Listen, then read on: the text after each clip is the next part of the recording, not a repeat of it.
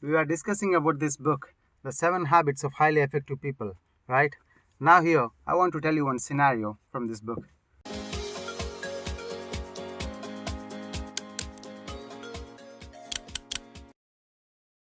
This author Stephen was talking about the differences between proactive people and reactive people at one seminar.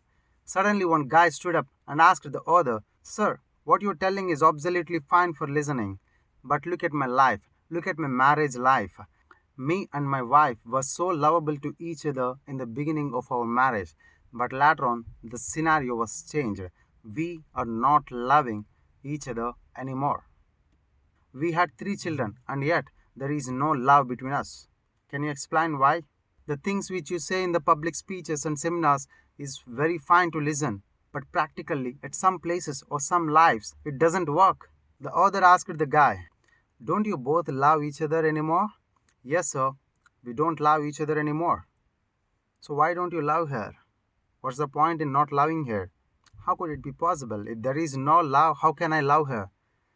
"My dear friend, if there is no love, that is a good reason to start love. So go and love her."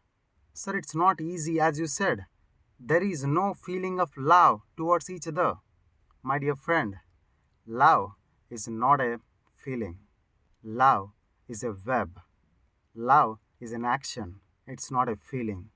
If you don't love her, I'm asking you, I'm requesting you to love her. I mean, to do sacrifice her, appreciate her, empathize her, apologize her. Are you doing all these things regularly? If possible, give some gifts to her. Are you willing to do that?" My dear friend, in the great literature of all progressive societies, love is a verb. It's not a feeling. The feeling is just the fruit of love. Love is an action. Proactive people make love as a verb. Love is something you do. Love is something you sacrifice. Love is something that you give. If you want to study about love, study about people who sacrifice for others, even for the people who do not love in return.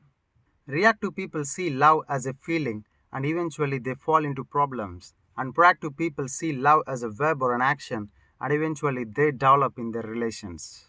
So the author asked the guy finally, "My dear friend, are you willing to love your partner?" And that guy was speechless. Thank you for watching the video. If you like this video, please subscribe and help me to make more videos like this. Thank you all. Bye.